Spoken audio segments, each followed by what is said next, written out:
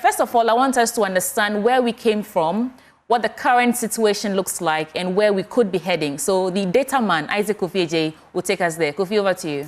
Well, Sweetie, now currently this is the most important trade route in the world right now, and that is the Strait of Hormuz, where a significant component of the oil we actually consume globally actually passes or uses this route just because of that long route around, Africa to other parts of the world, let's say Europe and then also the Americas. And this is the reason why this strait is so important. And if you see everybody talking about geopolitics and the tendency of this war affecting crude prices, because this part of the world you see, which is the Middle East, produces a significant component of the crude or the oil we consume every year. We understand the tensions here will actually affect, the trade routes that actually helps to transport some of the crude we find in the, the Middle East to other parts of the world. And especially if you look at countries like China and Japan that depends, heavily on crude coming from the Middle East. All of these are geopolitical factors that we will be analyzing. But the most important, country that we'll be focusing on is our own selves, Ghana. What is in for us? And why is the president even directing the finance minister and the energy minister to find solution? Why should, wars in other people's jurisdiction even affect us? This is simply because this is a country that spends about $400 million every month to import refined product or petroleum product to consume. It simply means that a significant component of the petroleum product we consume, we import them, and we spend huge sums of money to import these petroleum products. And so if there are supply restrictions and there is a problem with the local currency or the demand for the dollar goes up, it simply means that we're going to spend more to import some of these petroleum products. $400 million every month, and that is huge. And every government that comes to power, they look at this import bill and ask themselves how they can drive this down or maintain it and not allow some geopolitical factors increase this, this import bill that we saw on the smart world. Now, this is so important. We need to actually have a template to follow. And when this war started and prices of crude reached as high as $72 per barrel, people were asking, are we at panic level yet? Are we at the level of the Russia-Ukraine era? This seemed to be a different war, and looking at the numbers, we are currently not at panic level yet, but it's still important to talk about buffers.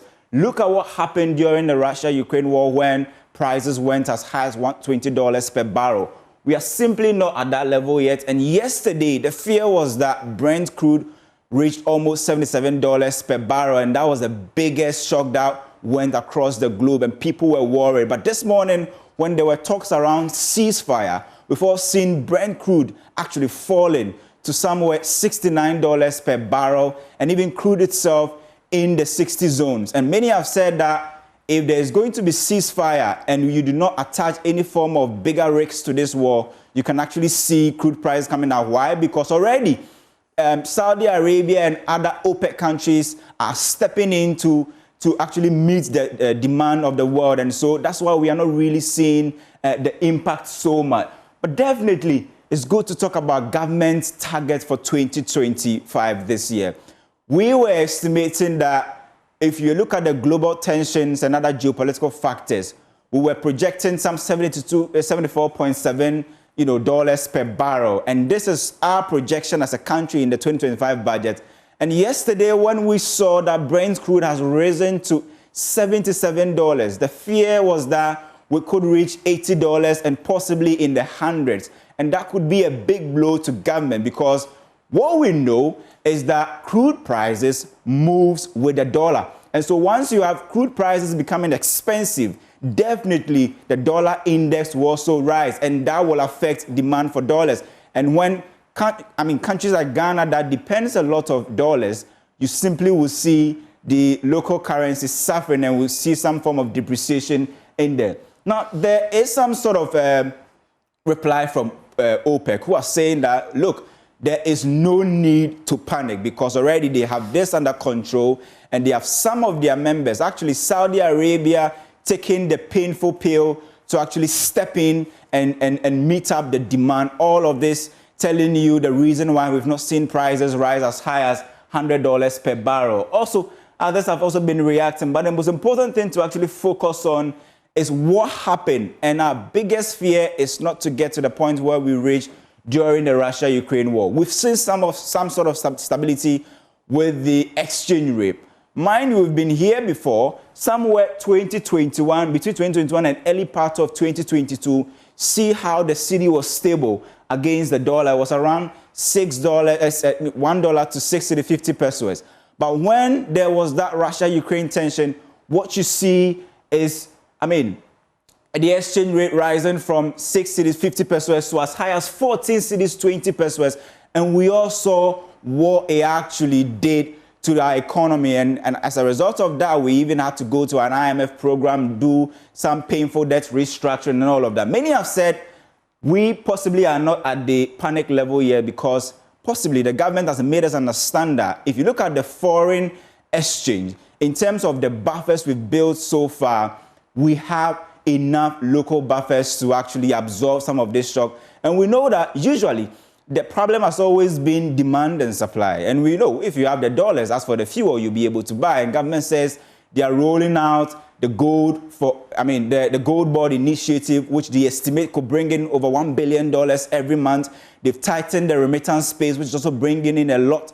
And as a result of this, there is supply of dollars for government to be able to give to BDCs to import. So there is no need to worry.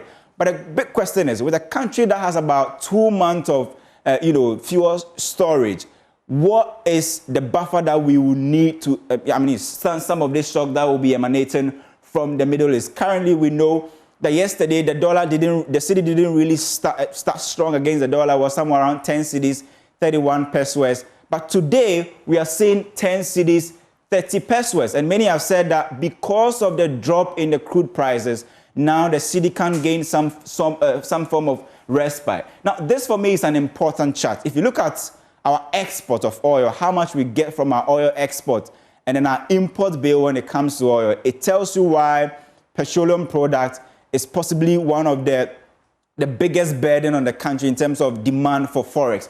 Look at the blue line. This is our import bill when it comes to oil import. And the red line talks about our export so far. There was a point in our time where between 2019 and 2022, before we faced that big economic crisis, where our export was actually higher than our import. We were exporting more, we were getting more inflows from oil import than we were importing. Now, the picture changed when we had that crisis in 2022 and 2023, when now our import bill in terms of the petroleum product exceeds how much we get from export. This is a big, big risk. And the reason why we've seen a number of initiatives like the Gold for Oil deal, now the Gold Board and all of that to mitigate the kind of pressure that petroleum product puts on our forex. But, what is the summary of all of this? And why should you even care what is happening between Israel and Iran and possibly the US? It's simply because when you have crude prices rising, what happens is that demand for dollars will also rise because of the petrodollar system that we have. And then also you have prices at the pumps also rising.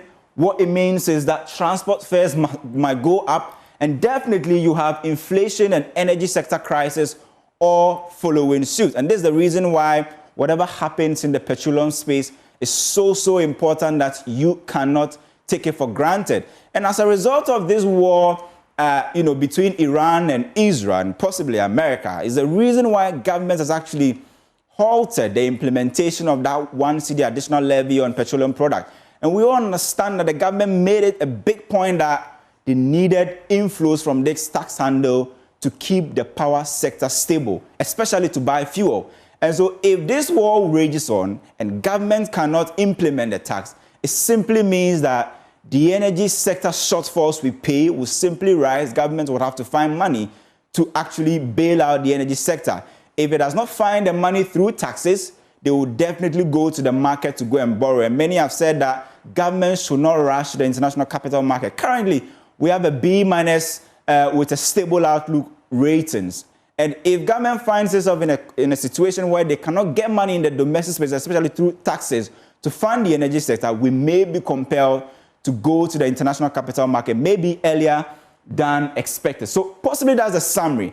Now let's talk about the shortfall, the windfall that the president was speaking about. Why? Because at the beginning of the year, this is where export price, especially diesel and petrol, how much we're paying. Blue line is petrol, and then also the red line is diesel. We're paying close to 16 cedis per liter. Now we understand that this has reduced per what we are monitoring from Goil Station, somewhere around 12 cedis 88 pesos and 12 cedis 38 pesos. The savings we are talking about in terms of 3 cedis 11 pesos for petrol and somewhere 3 cedis 49 pesos for diesel. It simply means that the more we keep enjoying some of these windfall, the more it gives government, that kind of, reason to possibly go ahead to implement the 1 cedi levy. But when you have this war raging, it could be that the export price will actually go up and it will be difficult for government to actually implement this levy to save the energy sector. We also know that once the energy sector or once export prices are rising, you definitely will see what is going to happen in the transport sector. The final one that yesterday became a big conversation was how government was going to protect consumers. It spoke about the price stabilization and recovery levy. This is the levy that we all pay, and in situations like this, government is expected to use some of these levies to cushion consumers.